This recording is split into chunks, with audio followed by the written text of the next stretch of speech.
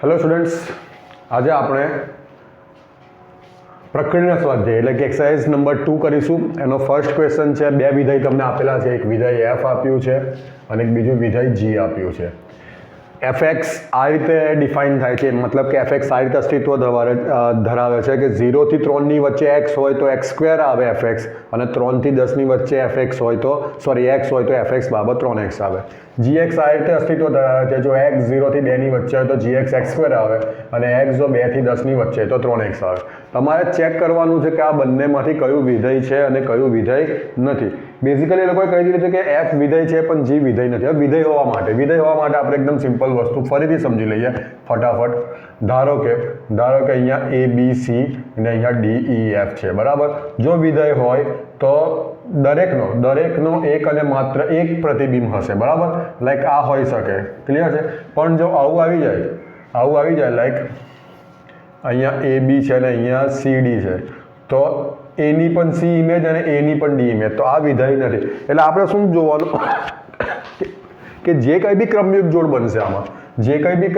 બનશે એનો ફર્સ્ટ ઘટક, એનો પહેલો ઘટક શું હોવો જોઈએ? રિપીટ ના થવો જોઈએ. અથવા આપણે જોઈ લેવાનું કે કોઈ એક વેલ્યુના બે જવાબ મળે છે, એ આપણે ચેક કરવાનું. તો સૌથી પહેલાં આપણે અહીંયા ચેક કરીએ કે 0 થી 3 ની વચ્ચે. હવે આમાં ખાલી એક જ વસ્તુ કોમન છે કે 3 બંનેમાં છે. જો સામાન્ય, એટલે તમારા 3 માટે, એટલે f(3) માટે એક તમારે આને બી ચેક કરવાનું ને f(3) માટે તમારે આને પણ ચેક કરવાનું. સેમ વસ્તુ અહીંયા છે, અહીંયા બે કોમન છે, એટલે f(2) માટે અહીંયા x² પણ છે અને f(2) એ આપણે પછી ચેક કરીશું. તે પહેલાં બાકીના નંબર્સ જોઈ લઈએ. હવે 0 થી 3 ની વચ્ચે જેટલા બી નંબર્સ હોય, માનો કે આનો પ્રદેશ આપણે આરમાંથી લઈએ છીએ, બરાબર છે. તો જેટલા બી નંબર હોય, લાઈક 1 નો વર્ગ 1, તો 1 નો વર્ગ 1, 1 નો વર્ગ 2 કે 3 એવા બીજા નંબર આપી શકે ના. દરેક સંખ્યાનો વર્ગ 1 અને માત્ર એક જ સંખ્યા છે, બરાબર છે. એવી રીતે જ 3 અને 10 ની વચ્ચે પણ તમે જેટલા બી નંબર્સ લો, બરાબર, એને લાઈક કોઈ નંબરને 3 સાથે મલ્ટીપ્લાય કરે તો રિઝલ્ટ કેટલું? એક જ આપશે. ધારો કે 4 ને 3 સાથે મલ્ટીપ્લાય કરે તો 12 આપશે. તો એ 12 સાથે બીજો કોઈ જવાબ નહીં આપે. ધેટ મીન્સ બધાના એક અને માત્ર એક જ જવાબ છે. ખાલી 3 જે નંબર છે, 3 જે સંખ્યા છે, એના માટે ફંક્શન બે સૂત્રમાં અસ્તિત્વ ધરાવે છે. તે આપણે ખાલી ચેક કરવાનું. તો અહીંયા આપણે પહેલું સૂત્ર મૂક્યું તો 3 નો વર્ગ જવાબ આવે છે 9. બીજું સૂત્ર 3 તાલી 9, તો એના માટે પણ એક અને માત્ર એક જ જોડ બને છે 3 9. બંનેમાં 3 મૂક્યું તો. હવે આમાં જોઈએ આપણે, મતલબ આની વાત કરીએ તો દરેક x માટે એક અને માત્ર એક જ પ્રતિબિંબ મળે છે, માટે આ વિધેય છે. જો 3 માટે 9, આના 3 માટે 9 અને આના 3 માટે કોઈ બીજો જવાબ આવી ગયો હોત, એટલે એક જ x માટે બે જવાબ તમારા આવી ગયા હોત, તો આ વિધેય નથી. હવે અહીંયા ચેક કરીએ. ચલો, x બરાબર 2, સેમ વસ્તુ અહીંયા બી વિધેય એ જ છે. તમે x બરાબર 2 મૂકો તો અહીંયા 2 નો વર્ગ શું 4 થશે, અને અહીંયા 3 ગુણ્યા 2 મૂકો તો 6. તો તમે આવું લખી શકો 2 માટે 4 પણ છે અને 2 માટે 6. બીજા બધા ઘટકોની તો ઇમેજ અલગ અલગ આવશે જ, બીજા ઘટકોની પ્રતિબિંબ તો અલગ અલગ આવશે, પણ 2 માટે 2 પ્રતિબિંબ આવી ગયા, એટલે 2 માટે 4 અને 6. આવું ના ચાલે, બરાબર. માટે આપણે લખીશું કે અહીં એક્સના એક કરતાં વધારે પ્રતિબિંબ મળતા હોવાથી આ વિધેય નથી. ચલો આગળ જઈશું. ચલો, આ તો ક્વેશ્ચન 1. હવે ક્વેશ્ચન 2.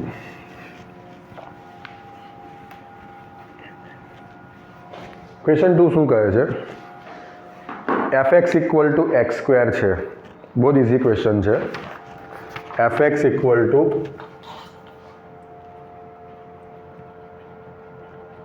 x સ્ક્વેર છે, તો તમારે f(1.1) માઇનસ f(1) ભાગ્યા 1.1 માઇનસ 1 શોધવાનું છે. ચલો, fx equal two x square છે, તો f(1.1) શું થશે? 1.1 નો સ્ક્વેર થશે, અને f(1) શું થશે? 1 નો સ્ક્વેર થશે. 1.1 માઇનસ 1 એટલે 0.1 થશે, બરાબર. ચાલો, હવે 11 નો વર્ગ 121, એટલે આ 1.21 થશે માઇનસ 1, 0.1. 1.21 માઇનસ 1 એટલે 0.21 ભાગ્યા 0. એટલે આ જવાબ આવશે તમારો 0.21 બરાબર 1.21 માઇનસ, એટલે આ તમારો જવાબ આવશે 2.1. બરાબર. હવે ક્વેશ્ચન નંબર 3 જોઈ લઈએ. આ ટાઈપના ક્વેશ્ચન્સમાં કોઈ ખાસ લોજિક ના હોય, પણ ક્વેશ્ચન નંબર 3 તમે જુઓ તો ફાઇન્ડ fx તમને આપ્યો છે. fx આપ્યો છે x² + 2x + 1, નીચે છે x² - 8x + 12. બરાબર. આ વિધેયનો પ્રદેશ શોધો. બરાબર. પ્રદેશનો મતલબ શું? આપણે જે વિધેયને બે રીતે સમજાવેલું, એમાં જે બીજી રીત હતી કે વિધેય એક નિયમ છે અથવા તો એક સૂત્ર છે કે જેમાં તમે એક્સની વેલ્યુ નાખો તો તમને એ પ્રમાણે એક જવાબ મળે, એક મૂલ્ય મળે. બરાબર છે. એક્સની કિંમત માટે એક જવાબ મળે. બરાબર છે. અને એ દરેક એક્સ કે જેનાથી fx અસ્તિત્વ ધરાવતું હોય, બરાબર છે, તે એક્સના ઘટકોના ગણને આપણે કહીશું પ્રદેશ. તો એના માટે મેં તમને સિમ્પલ ટ્રીક આપેલી કે છેદ 0 થવો જોઈએ ને છેદ જો 0 થઈ જાય તો એ ઇન્ફિનિટિવ અવ્યાખ્યાયિત આવે. બરાબર છે. તો x² - 8x + 12 એ તમારું 0 થવું જોઈએ નહીં. બરાબર છે. તો આના અવયવ શું પડશે? x² - 6x - 2x + 12. બરાબર. આમાંથી x કોમન કાં તો x - 6, આમાંથી 2 કોમન, અથવા તમે ડાયરેક્ટ પણ અવયવ પાડી શકો છો. બરાબર. થઈ ગયું. એટલે x - 6 is not equal to 0 and x - 2 is not equal to 0. એટલે x is not equal to 6. એટલે એનો જે પ્રદેશ આવશે એટલે કે ડોમેન, એ r તો આખો તમે લઈ શકો છો, પણ એમાં તમારે આ બે નંબર લેવાના નથી. એવો સેમ એક્ઝામ્પલ તમારે જાતે કરવાનો છે. તમારે પ્રદેશ શોધવાનો. હું એની હિન્ટ 90% જેવો તમને સોલ્વ કરાવી દઈશ. તમારે ખાલી લખવાનું છે 3x + 5 છેદમાં x². સેમ તમારે આનો છેદ લેવાનો છે ને આના અવયવ પડે છે x - 4, x - 1. બરાબર. તો r - 1 અને 4 અહીંયા આવશે. બરાબર. ચલો ક્વેશ્ચન નંબર 4 જોઈ લઈએ. શું કહે છે? fx બરાબર વર્ગમૂળમાં x - 1. તો તેનો પ્રદેશ અને વિસ્તાર શોધો. તેનો પ્રદેશ અને વિસ્તાર શોધો. સ્ટાર્ટ કરીએ. સૌથી પહેલાં પ્રદેશ એટલે શું? કે એક્સની તમામ એવી સંખ્યાઓનો ગણ કે જેનાથી fx અસ્તિત્વ ધરાવે અથવા તો fx વ્યાખ્યાયિત થાય, ડિફાઇન થાય, એવું કહેવાય. બરાબર છે. તો આપણે આગળ પણ વાત કરી કે વર્ગમૂળમાં કોઈ સંખ્યા હોય, અગર વર્ગમૂળમાં નેગેટિવ સંખ્યા આવી ગઈ તો એ આરમાં અસ્તિત્વ જ નથી. ને આપણે બધા વાસ્તવિક વિધેય ભણીએ છીએ. બરાબર. વાસ્તવિક વિધેય એટલે એનો પ્રદેશ તમે આરમાંથી લઈ શકો છો. કહેવાનો મતલબ કે જે વર્ગમૂળમાં સંખ્યા છે તે તમારી કાં તો 0 હોવી જોઈએ કાં તો 0 કરતાં મોટી હોવી જોઈએ. બરાબર છે. ક્લિયર. એટલે x greater than equal to 1 થઈ જશે. એટલે તમે જે કંઈ બી x લો છો એ એક કાં તો એના કરતાં મોટી સંખ્યા હોવી જોઈએ. આગળ બી તમને સમજાવ્યું એ પ્રમાણે સંખ્યા રેખામાં તમે 1 લઈ લો ને 1 કરતાં મોટી સંખ્યા લઈ અહીંયા પ્લસ ઇન્ફિનિટિવ થાય. બરાબર છે. બરાબર. એટલે આ બધી સંખ્યાઓનો ગણ. ક્લિયર. અને 1નો પણ તમારે સમાવેશ કરવાનો છે એટલે એને આપણે લખીશું ક્લોઝ ઇન્ટરવલમાં 1 અને અહીંયા પ્લસ ઇન્ફિનિટિવ. ઇન્ફિનિટિવ તમારે ઓપન ઇન્ટરવલમાં જ બતાવવાનો હોય. થઈ ગયો. એટલે પ્રદેશો તમને મળી ગયો. હવે આ fx ને આપણે y તરીકે લઈ લઈએ તો y બરાબર √x - 1. બરાબર છે. ક્લિયર. બંને સાઈડ વર્ક કરી નાખો તો y² is equal two x - 1 થશે. એટલે x બરાબર y² + 1 થશે. હવે હમણાં જ આપણે જોયું કે x ની કિંમત 1 એના કરતાં વધારે હોવી જોઈએ. થઈ ગયું. આના પરથી મેં લીધું. ક્લિયર. તો x ની વેલ્યુ મૂકી દો. x ની વેલ્યુ શું? y² + 1 greater than equal to 1. તો 1 1 કેન્સલ થશે તો ગ્રેટર ધેન ઇક્વલ ટુ 0, મતલબ y greater than equal to 0. જો આ છે અને આ છે, એના પરથી આ વસ્તુ ડાયરેક્ટ લખું છું. શું લખાશે? 0 ને પ્લસ ઇન્ફિનિટિવ. આ તમારો થયો વિસ્તાર. એટલે એક વસ્તુ સમજો કે તમારે પ્રદેશ શોધવો હોય તો x કઈ જગ્યાએ આવેલું છે તે શોધવાનું છે અને વિસ્તાર શોધવો હોય તો y કઈ જગ્યાએ આવ્યું હોય તે શોધવાનું છે. આ એક વસ્તુ જરા પકડીને ચાલજો તો કન્ફ્યુઝ ના થવાય. તમને થાય કે સર ટાઇટલ કયું કરવાનું? આમાં તો આપણે x ટાઇટલ કયું? પ્રદેશ શોધવા માટે. સીધી વસ્તુ છે. તમે fx ઇક્વલ ટુ કઈ બી આપ્યું લાઈક x + 1 છે. આ જરા સમજી લેજો 2 મિનિટ બગાડીને. fx તો આ તમારો y થયો. બરાબર. અને આ તમારો x થયો. બરાબર. એક્સ તમારે નાખવાનો છે જેથી વાય તમને મળશે. જે તમે નાખો છો તે ક્યાંથી નાખો છો? પ્રદેશમાંથી. અને જે તમને મળશે તે મળશે તેના ગણને આપણે શું કહીશું? વિસ્તાર. સમજ પડી? એટલે પ્રદેશ શોધવા હોય તો તમારે એક્સને કરતા કરવાનો અને વિસ્તાર શોધવો હોય તો વાયને કરતા કરવાનો. હવે તમને સાહેબ વાય ક્યાંથી લાવવાનો? તો આ જે તમને આપ્યું છે એફ એક્સ ઇક્વલ ટુ, ધારો કે આ તમને આપ્યું છે તો y is equal to x plus 1 થયું કે નહીં? Y is equal to x plus 1. એટલે એક્સ અને વાય વચ્ચે સંબંધ તો તમને આપેલો જ હોય, તેમાંથી તમારે વાયને કરતા કરવાનો અને એક્સની જે લિમિટ મળે એ જ લિમિટ જાગો જોઈએ. એક્સની લિમિટ પરથી મેં વાયની લિમિટ સેટ કરી. દેખાય કે નહીં? બરાબર. ચલો આગળ વધીએ. તો હવે આપણે જઈએ ક્વેશ્ચન નંબર 5. એ અહીંયા જ થઈ જશે. ક્વેશ્ચન નંબર 5 છે એફ એક્સ માનાંકમાં એક્સ માઇનસ 1. બરાબર. એફ એક્સ માનાંકમાં એક્સ માઇનસ 1. ક્લિયર છે? તો આમાં તમે એક્સની કહેવાય માનાંક છે એટલે બધા જવાબ અહીંયા વર્ગમૂળ નથી. માનાંક છે એટલે જવાબ બધા તમારા પોસિબલ છે. બરાબર છે? એટલે તમે એક્સ કોઈ પણ સંખ્યા લઈ શકો છો. સમજ પડે ને જે સેન્ટેન્સ બોલ, એક્સ તમે કોઈ પણ સંખ્યા લઈ શકો છો એટલે પ્રદેશ તમારો કોઈ પણ સંખ્યા એટલે કે આર આવશે. આર એટલે વાસ્તવિક સંખ્યાઓનો ગણ. હવે વિસ્તારની વાત કરીએ એટલે આમાં હું રેન્જ લખું છું. બેઝિકલી આપણે આર લખીએ છીએ. બરાબર. તમે કન્ફ્યુઝ ના થાઓ. હવે રેન્જ, હવે તમને ખબર છે કે તમે અહીંયા કોઈ પણ નંબર નાખો, જવાબ તો તમારો પોઝિટિવ જ આવવાનો છે. બરાબર. જવાબ તમારો પોઝિટિવ જ આવશે. નેગેટિવ આવવાનો કોઈ ચાન્સ જ નથી. એટલે એના માટે સંખ્યા ગણને આર સ્ટાર કહેવામાં આવે છે. તમને આગળ જતાં ખબર પડશે. હવે આર સ્ટાર એટલે શું? કે એમાં શું કહેવાય? આર સંખ્યા, આર સ્ટાર એટલે તમે સંખ્યા રેખામાં સમજો તો 0 અને એના પછીની બધી ધન વાસ્તવિક સંખ્યામાં 0 પણ આવી ગયો એટલે આપણે એને આ રીતે દર્શાવીશું 0 ઇન્ફિનિટી. જે આજે છે ને તે જ. પણ આ રેન્જ છે ને આર સ્ટાર. આ એટલે આપણે આના સેમ બતાવીશું 0 પ્લસ ઇન્ફિનિટી. બરાબર. પ્લસ મેં મેન્શન કર્યું નથી. ચાલો તો હવે આપણે જઈશું ક્વેશ્ચન નંબર 6.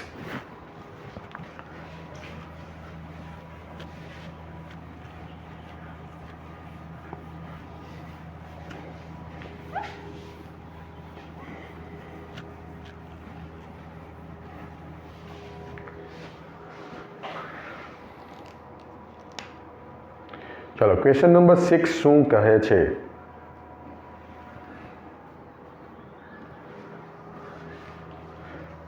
ક્વેશ્ચન નંબર 6 તમને છે ને વિધેય આ રીતે આપ્યું છે F x x square 1 plus x square x belongs to R. બરાબર. આરથી આરનું વિધેય છે. હવે આ તમારો પ્રદેશ થયો ને આ સપ્રદેશ થયો. બરાબર છે? તો વિધેય એફનો વિસ્તાર શોધો. બરાબર. વિધેય એફ હમણાં જ મેં વાત કરી મેં તમને હમણાં જ વાત કરી કે વિસ્તાર શોધવો હોય તમારે વાયને કરતા કરવાનો. પણ બેઝિકલી એના માટે તમને એક સૂત્ર રિલેશન આવો આપેલો છે લાઈક એક્સ પ્લસ 1. બરાબર. અહીંયા એવું આપ્યું નથી પણ આપણે સમજવાનું છે કે તમે F x equal to x plus 1 મૂકો તો તમે એક્સ ઇક્વલ ટુ 1 મૂકો તો 1 પ્લસ 1 2.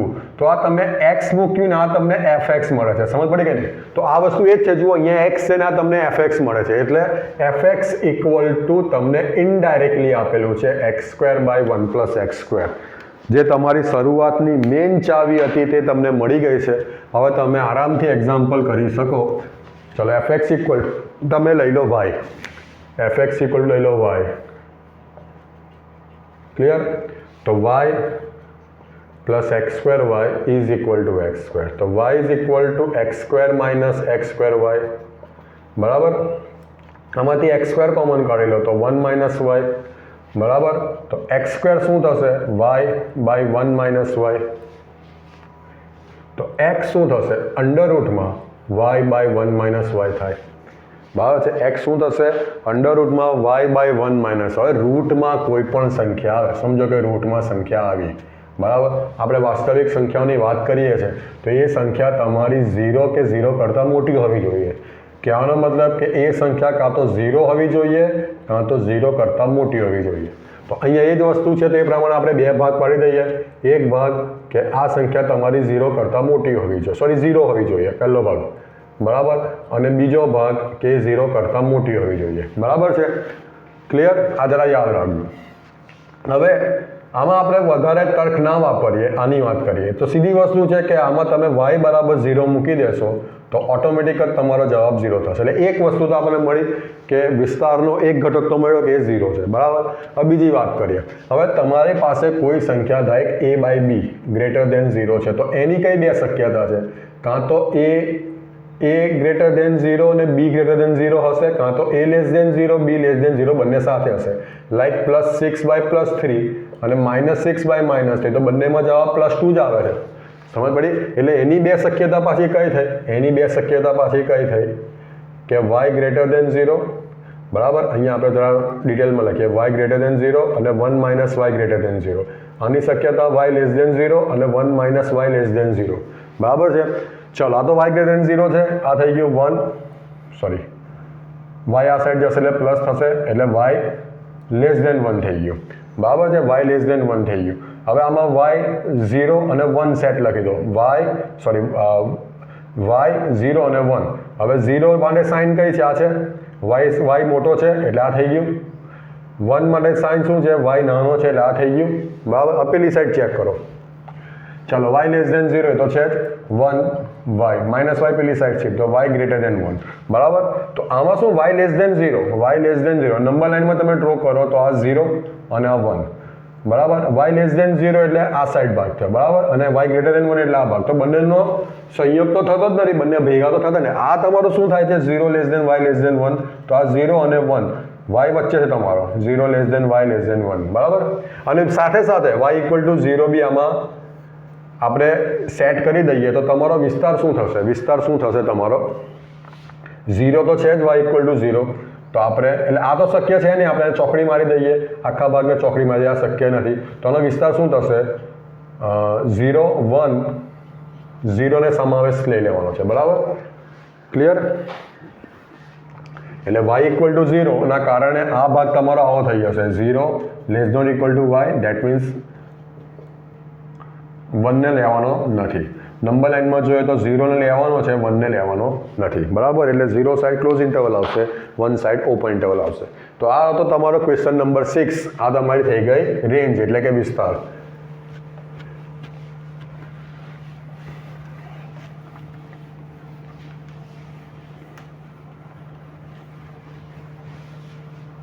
ચલો, ક્વેશ્ચન નંબર 7 કરીએ.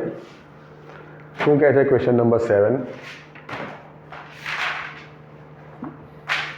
તમને fx આપ્યું છે, ક્વેશ્ચન નંબર 7.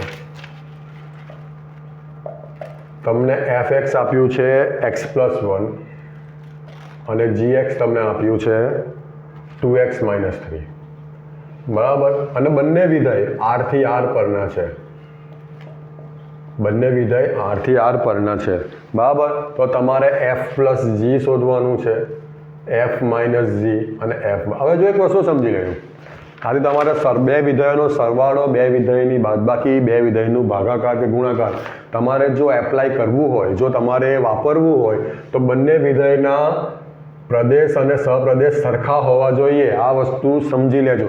આ વસ્તુ આપણે આગળ છે, વસ્તુમાં કશું નહીં, એકદમ ઇઝી છે, તમને કશું રમત જેવું લાગશે, પણ આ વસ્તુ પકડીને ચાલજો. બંનેના પ્રદેશ અને સહપ્રદેશ સરખા હોવા જોઈએ. લાઈક આપણે પહેલું કરીએ f+g, તો f+g x શોધવાનો મતલબ, એટલે એને આપણે అయితే સેપરેટ કરી દેવાનું છે, આપણે બેઝિક નિયમ છે તે પ્રમાણે, બરાબર. બીજું તમે સમજી લો કે f - gx, તો તમારે બંનેની બાદબાકી કરી નાખવાની, fx - gx. ત્રીજું તમારે શોધવાનું છે f by gx, that means એ તમારે ભાગાકાર કરવાનો છે. ચાલો, fx કેટલો છે? x+1 + 2x - 3, એટલે 3x - 2 થઈ ગયું. ચલો, આમાં fx કેટલો છે? x+1 માઇનસ એટલે -2x +3 એટલે 4 - x. fx આમાં તો કશું સાદુરૂપ અપાય જ નહીં, x+1 / 2x - 3. જેમ કે f બાય g x પણ વિધેય છે એટલે એ પણ વ્યાખ્યાયિત થવું જોઈએ. તો એવી કોઈ વાત ના આવી જોઈએ જેથી એ વ્યાખ્યાયિત ના થાય. તે વાત છે છેદ, that means 2x - 3 is not equal to 0. આ તમારે બતાવવું પડશે, બરાબર. ચાલો આગળ વધીએ. તો આ તો તમારો ક્વેશ્ચન નંબર 7. ક્વેશ્ચન નંબર 8 જોઈ લો.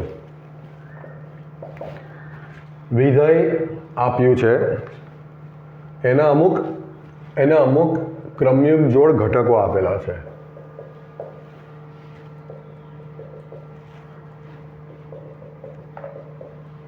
બરાબર, અને વિધેય તમારું ઝેડ થી ઝેડનું છે. બરાબર, તો fx equal to ax plus b. Z થી ઝેડનું છે એમાં તમને અમુક જ ઘટકો આપેલા છે, આખું તમને વિધેય આપ્યું નથી. બરાબર, તો આમાં તમારે a પ્લસ એ અને બી શોધવાના છે. આમાં તમારે એને બી fx equal to ax plus B આવે. હવે જો હું તમને ફરીથી સમજાવી દઉં કે આ 1 1 છે, તો આ તમારો x થયો અને એ એક્સ મૂકતા આ તમને શું મળે છે? fx. આ વાત સમજ પડી? એકદમ સિમ્પલ વસ્તુ. બરાબર, એટલે આમાં આપણે એવું કહી શકીએ કે f of x equal to 1 મૂકતા મને f ઓફ 1 કેટલો મળે છે? 1. સમજ પડી? એ રીતે f ઓફ 2 મૂકતા મને કેટલું મળે છે? 3. એ રીતે f ઓફ 0 મૂકતા મને કેટલું મળે છે? -1. અને f ઓફ -1 મૂકતા મને મળે છે -3. હવે f ઓફ 1, fx નું સૂત્ર તમારું ax પ્લસ બી છે, તે એપ્લાય કરી દઈએ. જ્યાં x બરાબર તમારે 1 મૂકવાનું છે એટલે a plus b is equal to 1. f of એટલે x બરાબર તમારે 2 મૂકવાનું છે, સૂત્ર તો સેમ રહેશે એટલે 2a પ્લસ બી બરાબર 3. f ઓફ 0, x બરાબર 0 તો આ ભાગ નીકળી જશે, b જ રહેશે ખાલી, તો b equal to -1. f of -1 તો x ઇક્વલ ટુ -1 મૂકો તો -a plus b equal to -3. સમજ પડી? એટલે કહેવાનો મતલબ આ તમને ખાલી સમજાવવા, તમારા માટે 2 જ કાફી છે એ ને બી શોધવા માટે. બરાબર, પણ પેલા નથી, આપણું 50% કામ થઈ ગયું છે. આ બંને તમારે શું કરવાનો છે? લોપ કરવાનો છે. એ ને બી તમે કોઈ પણ મેથડ યુઝ કરી શકો છો. જે બી ની વેલ્યુ તમે કોઈ પણ એકમાં મૂકી દો, અહીંયા મૂકી દઉં તો b ઇઝ ઇક્વલ ટુ -1 1, તો એ તમને મળી જશે 2. થઈ ગયું? ચાલો આગળ વધીએ. તો ક્વેશ્ચન 8 થઈ ગયો. હવે ક્વેશ્ચન 9 પર જઈએ.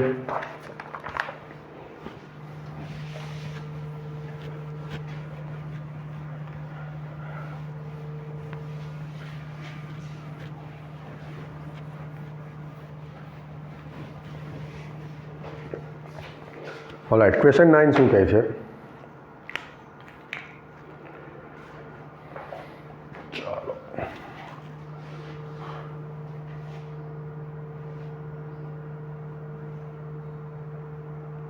ઓકે, લેન્ધી ક્વેશ્ચન છે. ક્વેશ્ચન નંબર 9 આપણે સ્ટેપ બાય સ્ટેપ કરીએ. ચલો, રિલેશન એન્ડ ટુ એન છે. તમને જે લેંગ્વેજમાં લખ્યું છે એને મેં મેથેમેટિકલી લખી દીધું. અને રિલેશન તમને કેવી રીતે ડિફાઇન કર્યો છે, એટલે કેવી રીતે વ્યાખ્યાયિત કેવી રીતે કર્યો છે, એ રીતે એ બી, જ્યાં એ બી બંને એનમાંથી લેવાના છે અને એ ઇક્વલ ટુ બી થાય, આ રિલેશન થવો જોઈએ. જો તમે એને બી લો તો એ ઇક્વલ ટુ બી થવા જોઈએ. તે રીતે વ્યાખ્યા a equal to b square છે, sorry, a equal to b square છે. થી વ્યાખ્યા શું નીચેના વિધાનો સત્ય છે? 3 વિધાનો છે. આપણે 3 બોર્ડ પર લખી દઈએ. તમને કીધું છે કે પ્રત્યેક એ બિલોંગ્સ ટુ એન માટે એ બિલોંગ્સ ટુ એન. બરાબર. બીજો કેસ તમને કહે છે, બીજો કેસ તમને શું કહે છે કે A B a belongs to R. હવે હું તમને સમજાવી દઉં એક વસ્તુ, જે કન્ફ્યુઝન મને પણ થયા કરતું હતું એક ટાઈમમાં, અને અત્યારે તમને થતું હશે કે અહીંયા આર, તે આ જે આર છે ને તે રિલેશનનો આર છે. સમજ પડી? આ જે છે આ એન, તે તમને જે પ્રદેશ છે તેનો એન છે, પ્રાકૃતિક સંખ્યા. આ જે રિલેશન, આ વાસ્તવિક સંખ્યા નથી. ક્રમયુગ જોડ બિલોંગ્સ ટુ આર તમને આપેલું હોય, દેટ મીન્સ એ ક્રમયુગ જોડ આરમાંથી આવે છે. આર એટલે રિલેશનનો આર છે. બરાબર, ક્લિયર? અને તમે ખાસ ધ્યાન આપજો, અગર જો તમારો સંબંધ એનથી એની જગ્યાએ અગર આરથી આરનો હશે ને, તો તે જગ્યાએ 90% કેસમાં રિલેશનની લોકો એસથી દર્શાવશે. સમજ પડી? ચલો, બીજું તમને કહે છે કે જો એ બી બિલોંગ્સ ટુ આર તો બી એ બિલોંગ્સ ટુ આર, એટલે એનું પ્રતીક. બરાબર. અને ત્રીજું તમને કહે છે કે A B belongs to R, BC belongs to R. જો આ બંને હોય તો એસી બિલોંગ્સ ટુ પણ આર છે. આર એટલે કે રિલેશન. બરાબર. ચલો, સૌથી પહેલી વસ્તુ જોઈએ. આની જો ચેક કરો કે આ સાચું છે કે ખોટું છે. બરાબર. હવે તમારે એનમાંથી લેવાનું છે, તો સૌથી પહેલી સંખ્યા તમે એનમાંથી કઈ લેવાના? 1 લેવાના. બરાબર. 1 બિલોંગ્સ ટુ એન માટે આપણે જો 1 1 ચેક કરીએ તો 1 1 શું છે નિયમ એનો? a equal to b square. તો 1 ઇઝ ઇક્વલ ટુ 1 સ્ક્વેર થાય છે, એટલે 1 1 નું તો અસ્તિત્વ છે. પણ શું 1 થી આગળ કોઈ બીજો નંબર લઈએ 2 2, તો 2 ઇઝ ઇક્વલ ટુ 2 સ્ક્વેર થશે? નહીં થાય. ને તમને કીધું છે કે દરેક એ બિલોંગ્સ ટુ એન માટે કોઈ એકની વાત નથી કરવાની. દેટ મીન્સ કે આ શું છે? વિધાન અસત્ય છે. ચાલો આની વાત કરીએ. હવે એ બી બિલોંગ્સ ટુ આર, એટલે એ બી બિલોંગ્સ ટુ આર એટલે a equal to b square થાય. તો આપણે એવા બે નંબર સિલેક્ટ કરો કે જેમાં એ ઇક્વલ ટુ બી સ્ક્વેર થાય. તો આપણે સીધી વસ્તુ લઈએ કે એ બરાબર 4 અને બી બરાબર 2, જેથી એ બી બિલોંગ્સ ટુ આર થાય. કેમ? કારણ કે એ બરાબર બી સ્ક્વેર, 4 બરાબર 2 નો વર્ગ થાય ને, 4 બરાબર 2 નો વર્ગ થાય. બરાબર. હવે એનું ઊંધું આપણે વિચારીએ, કારણ કે બી એ બિલોંગ્સ ટુ આર માટે બી બરાબર તમારે શું થવા જોઈએ? 4 અને એ બરાબર 2 થવા જોઈએ. તો શું b a belongs to R છે? એટલે કે સૂત્ર પ્રમાણે b is equal to sorry આપણું શું હતું? B a belongs to R એટલે a equal to b square, એટલે મતલબ કે આનું ઊંધું આપણે પકડીને ચાલીએ, થોડું લખવામાં એ થઈ ગયું છે. એ બી બિલોંગ્સ ટુ આર એટલે કે 4 બરાબર 2 સ્ક્વેર થાય છે. તો શું 2 બરાબર 4 સ્ક્વેર થાય છે? That means a B belongs to R એટલે આપણે અહીંયા લખી શકીએ છીએ કે ભાઈ 2 4 બિલોંગ્સ ટુ આર આપણે લખી શકીએ. તો અહીંયા લખી દઈએ કે 4 2 બિલોંગ્સ ટુ આર થતું નથી. એટલે કે A B belongs to R થાય છે, પણ તેની સાથે બી એ નો આરમાં સમાવેશ થતો નથી. 2 4 થાય છે કારણ કે 2 4 માં નિયમ પ્રમાણે સોરી અહીંયા આપણી ભૂલ થાય છે, ફરીથી લખી કાઢીએ. મતલબ કે 4 ઇઝ ઇક્વલ ટુ 2 સ્ક્વેર થાય છે. તો આપણે અહીંયા લખી દઈએ કે ભાઈ 4 2 બિલોંગ્સ ટુ આર, પણ 2 4 નો સ્ક્વેર થતો નથી. That means 2 4 does not. એક સિમ્પલ લીટીમાં આપણે લખી દીધું. આ બધું આપણે હટાવી લઈએ કે 4 ઇક્વલ ટુ બી સ્ક્વેર, નિયમ પ્રમાણે 4 ઇક્વલ ટુ બી સ્ક્વેર એટલે 4 ઇક્વલ ટુ 2 સ્ક્વેર થાય છે. That means 4 2 belongs to R છે. પણ એનું ઊંધું, જો 2 4 બિલોંગ્સ ટુ આર માટે 2 ઇઝ ઇક્વલ ટુ 4 સ્ક્વેર થવું જોઈએ, જે નથી થતું. એ ને બી કરવામાં આપણે થોડા કન્ફ્યુઝ થઈ ગયા. ઓલરાઈટ, ચલો હવે એ બી બિલોંગ્સ ટુ આર. તો આપણે એવો પહેલો એ બી બિલોંગ્સ ટુ આર હું અત્યારે ટેમ્પરરી લખું છું, બરાબર. એ બી બિલોંગ્સ ટુ આર એટલે શું થવું જોઈએ? એ ઇક્વલ ટુ બી સ્ક્વેર. તો આપણે 2 અને 4 લઈ લઈએ કે 4 ઇઝ ઇક્વલ ટુ 2 સ્ક્વેર, બરાબર. 4 ઇઝ ઇક્વલ ટુ 2 સ્ક્વેર. પછી એ પ્રમાણે આપણે સી લઈશું. થોડો મોટો નંબર લઈ લઈએ કારણ કે પછી બીસી બિલોંગ્સ ટુ પણ આર થવાનું છે. મોટો નંબર લઈ લઈએ એટલે આપણે લઈ લઈએ ધારો કે 16, બરાબર. એ તમારે 16 લેવાનો છે ને બી સ્ક્વેર એટલે કે 4 થઈ ગયો ને, 4 નો વર્ગ. એટલે આપણે લખી શકીએ કે 16 ઇઝ ઇક્વલ ટુ 4 સ્ક્વેર. તો 16 4 બિલોંગ્સ ટુ આર. હવે તમારે બી એટલે કે 4 તમારે લેવાનો છે. તો અહીંયા તમારે શું લેવું પડે? 2, કે 4 ઇક્વલ ટુ 2 નો વર્ગ, બરાબર. That's why 4 2 belongs to R. તો આ તો આપણે લીધેલા છે. તો 16 અને 2 ને વાત કરવાની છે. 16 અને 2 ની વાત કરવાની છે. તો શું 16 2 બિલોંગ્સ ટુ આર છે? એટલે કે 16 શું 2 નો વર્ગ જેટલી સંખ્યા થાય છે? નહીં થતી. That means 16 2 does not belongs to R. માટે આ બંને વિધાન અસત્ય છે. આ પણ અસત્ય છે અને આ પણ અસત્ય છે. ખાલી એકવાર આને આપણે ફરીથી ટેલી કરી લઈએ. ચાલો, આ એ બી લીધા, આ ઘટક અહીંયા યુઝ થવો જોઈએ, આ બી સી થઈ ગયો. એટલે એ 16 છે ને સી 2 છે ને વિધાન તમારું શું આવવું જોઈએ? એ ઇક્વલ ટુ સી સ્ક્વેર નથી આવતું, બરાબર. તો 3 એ 3 વિધાન અસત્ય છે. તો આ તો ક્વેશ્ચન નંબર 9. હવે આપણે ક્વેશ્ચન નંબર 10 પર જઈએ.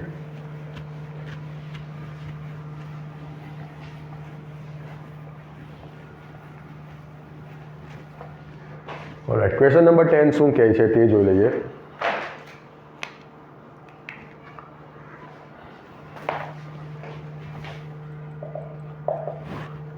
એ 1 2 3 4 તમને આપ્યું છે અને બી તમને આપ્યું છે 1 5 9 11 15 16. એફ 1 5 બરાબર, 2 9 3 1 4 5 ને 2 11, બરાબર. આ તમને એફ આ રીતે વ્યાખ્યાયિત કરેલ છે. 2 વિધાન તમને આપ્યા છે. તમારે બતાવવાનું છે કે વિધાન સત્ય છે કે અસત્ય છે.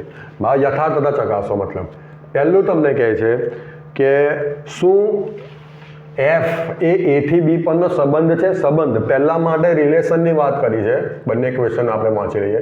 પહેલા માટે રિલેશન ને બીજા માટે શું એફ એ થી બી પરનો વિધેય છે ને બીજા માટે ફંક્શનની વાત. તો બંને કન્ડિશન રિલેશન હોવા માટે શું જરૂરી છે કે રિલેશન તમને શું આપે? ક્રમયુક્ત જોડ આપે. ક્રમયુક્ત જોડ આપે, આ ક્રમયુક્ત જોડ આપે તો એ છે બરાબર એ થી બી પરનો, તમને કીધું છે એ થી બી, એટલે એ છે તે તમારે એમાંથી હોવો જોઈએ ને બી છે તે તમારો બીમાંથી હોવો જોઈએ. આના પર સંબંધ હોય તો બરાબર. તો ચેક કરો પહેલો ઘટક તો છે, પહેલો તમારા બધા પહેલા ઘટક જોવાના છે, તમારા બધા પહેલા ઘટક જોવાના છે. શું તે એમાંથી આવે છે? તો 1 તો છે, 2 પણ છે, 3 પણ છે, 4 પણ છે, ને આ 2 તો પાછો રિપીટ થયો. એટલે દરેક ક્રમયુક્ત જોડનો પહેલો ઘટક એમાંથી આવે છે, એટલે 50% વાત તો સાચી થઈ. હવે બીજો ઘટક તમારો બીમાંથી આવવો જોઈએ. તો 5 છે, 9 છે, 1 છે, 5 છે, 11 તે પણ છે. એટલે જો સંબંધ હોય તો એ સંબંધ તમને જેટલી પણ ક્રમયુક્ત જોડ આપે એ દરેક ક્રમયુક્ત જોડનો પહેલો ઘટક પ્રદેશમાંથી, એટલે કે તમને A to B આપેલું હોય તો એમાંથી આવવો જોઈએ અને બીજો ઘટક બીમાંથી આવવો જોઈએ. થઈ ગયું? માટે આ જે પહેલું વિધાન છે તે સત્ય છે. ફંક્શન હવે સંબંધ છે એટલે એ ફંક્શન હોવાના ચાન્સીસ છે. તો ફંક્શનમાં આપણે એક જ વસ્તુ યાદ રાખવાની કે તમારી જો ક્રમયુક્ત જોડ બનતી હોય તો આ પહેલો ઘટક રિપીટ થવો જોઈએ નહીં. સિમ્પલ લેંગ્વેજમાં તમને કહી દીધું બરાબર છે. તો પહેલો ઘટક 1 2 3 4 2 રિપીટ થઈ ગયો, જોઈ લો. આજે હું વધારે ડાર્ક કરું છું તે 2 રિપીટ થઈ ગયો, માટે આ ફંક્શન તો નથી, એટલે વિધેય નથી. થઈ ગયું? ચાલો હવે આગળ વાત કરીએ. આપણો હતો ક્વેશ્ચન નંબર 10. હવે ક્વેશ્ચન નંબર 11ની વાત કરીએ. તમને ફંક્શન આપ્યું છે z થી z, એટલે 0 1 2 3 -1 -2 -3 બરાબર. અને f તમને આપ્યું છે AB A પ્લસ બી. એ બી બંને તમારે ઝેડમાંથી લેવાના છે બરાબર છે. તો શું એ ફંક્શન છે? શું એ ફંક્શન? તમારે એવા નંબર લેવાનો, તમારે એવા 2 નંબર લેવા. લાઈક એક નંબર આપણે લઈ લઈએ ધારો કે 10 બરાબર, કે જેના 2 ગુણાકાર 2 રીતે 10 થાય. લાઈક તમને ખબર છે કે 5 ગુણ્યા 2 પણ 10 થાય અને 10 ગુણ્યા 1 પણ 10 થાય. સમજ પડી કે નહીં? તો આપણે એવો ઘટક બતાવવા શું જઈ રહ્યા છે? તમને થશે કે સર હું બોલો, તમે સમજવી પડે. બતાવવા શું જઈ રહ્યા છે કે જો આ જે ઉપરની વાત છે તે જ આપણે એ ચેક કરવાનું છે. આપણે એ ચેક કરવાનું છે કે આ સંબંધ છે કે નહીં. સંબંધ હોવા માટે ક્રમયુક્ત જોડના પહેલા 2 ઘટકો સરખા થવા જોઈએ નહીં. હવે પહેલો ઘટક હું 10 લઈ લઉં બરાબર, અને 10ના કઈ રીતે 2 અવયવ પડે? કોઈ કે 5 ગુણ્યા 2, કોઈ 10 છે. એટલે એક વખત હું એ બરાબર 5 લઈ લઉં અને બી બરાબર 2 લઈ લઉં, અને એક વખત હું એ બરાબર 10 લઈ લઉં અને બી બરાબર 1 લઈ લઉં. બરાબર છે. તો એ બી બરાબર, એ બી શું થશે? 10 અને એ પ્લસ બી શું થશે? 7. આમાં પણ એ બી શું થશે? 10, એટલે પહેલો ઘટક સરખો થઈ ગયો, અને એ પ્લસ બી શું થશે? 11. તો આ જે સંબંધ છે બીજી બધી જોડની વાત નથી કરતો હું, જોઈ લો ફ્રેમમાં આવે છે કે નહીં બરાબર. બીજી બધી જોડની વાત નથી કરતો, પણ આની વાત કરીએ તો તમને જે જવાબ મળે છે એમાં પહેલો જવાબ 10 અને બીજો જવાબ 7 મળે છે, અને આમાં પહેલો જવાબ 10 અને બીજો જવાબ 11 મળે છે. બીજા બધા ક્રમયુક્ત જોડની વાત નહીં કરતો. હવે તમે જોઈ શકો છો કે આ સંબંધમાં 2 ક્રમયુક્ત જોડ એવી છે કે જેના પહેલા ઘટક સરખા છે. એવા તમે કેટલા બનાવી શકો છો? અમુક કેસમાં તમારા વધારે કેસ થશે, વધારે પોસિબિલિટીઝ છે. લાઈક તમે મોટો નંબર લેશો તો એના અવયવ ઘણા બધા નીકળે બરાબર છે. એટલે આપણે શું બતાવ્યું? એવો એક નંબર સિલેક્ટ કર્યો કે એના 2 અવયવ પડે. 2 અવયવ પડે તો એનો ગુણાકાર તો સેમ આવશે. દેટ મીન્સ પહેલો ઘટક તો સરખો આવશે, એમનો સરવાળો અલગ થઈ ગયો લાઈક ધીસ. ઓલરાઈટ, માટે આ વિધેય નથી. ચાલો છેલ્લા ક્વેશ્ચન પર આવીશું.